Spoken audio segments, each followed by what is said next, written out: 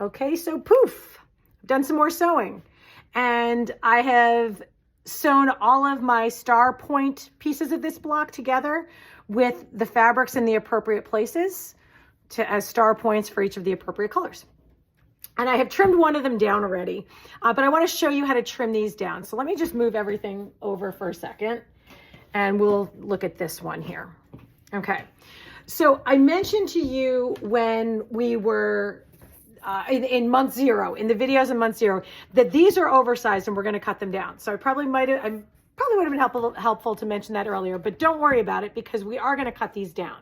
And I want to show you how we're going to do that. So again, my apologies that I'm a lefty. If you want to stand on your head, if you're a righty, you can watch this as a righty, but I think we'll be able to get the point across. So just looking at this, if I pull this back over here, this is currently about 5 by 9, and we're going to trim it down to 4.5 by 8.5. The most important thing that we want to look at is that this point is going to be lined up here when we sew it together. So we really want to make sure that this point is 1/4 of an inch out. Basically, we're trimming that at 1/4 of an inch from that point. Okay, so let me show you what I'm going to do and how I was trimming my own. So I have my 12.5 inch square, which has been very helpful. I'm going to put that point at the 1/4 inch. And then to make sure that this is straight, I'm actually going to line up some of the tick marks on my ruler with that center of the half square triangle. Okay, and if it's not perfectly parallel or perfectly on the line, that's okay. What you want to do is just make sure it was parallel. So if your 1/4 inch was at a different point, let's say your 1/4 inch, if I move that down, was hitting about here, you just want to make sure these lines are running parallel to your seam. Okay, now on this one, mine does kind of hit right on the seam. Okay, so I'll line it up that way. And then I'm going to trim this block 1/4 inch out from where that point is that I want to hit when I sew it together. Okay, now I'm going to turn it around, and now that I've got that nice and straight, I'm going to trim the block at 4.5. Now, this piece right here, this little point, this is floating in your quilt. Okay, so it's fine that there is more than 1/4 of an inch here. That's why you really want to line this one up. But now we have to get this down from 9 to about 8.5. And how do we want to do that? Well, we know that we're getting it to 8.5, and half of 8.5 is 4.25.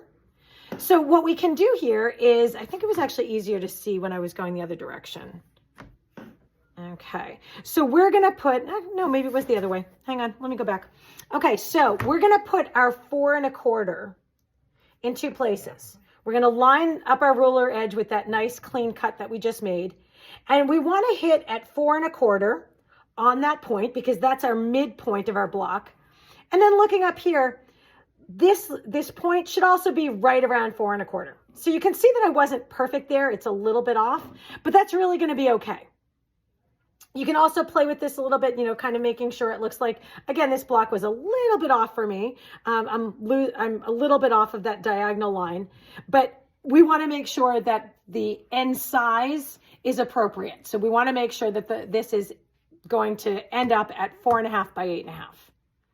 Okay, so again, we're lining up the middle of the block with 4.25, and we can trim on each side. Okay, so now I'll just do my final cut, line up my edges at 4 by 8.5, and I'm going to trim. Okay, now this one's a little bit closer than my last one. Okay, so this is how we're going to trim them before we attach them to our middle. Let me just show you the one that I cut previous to this video. You can see here that this one's a little bit off. This is now 4.5 by 8.5. It looks like I didn't actually lose a little bit of the point, but it looks like it's not all that centered. This is not going to matter. This is going to be such a minute detail. You're not going to notice it if you're a little bit off here.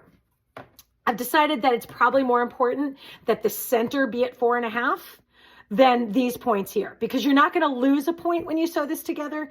These points are going to be floating in the background.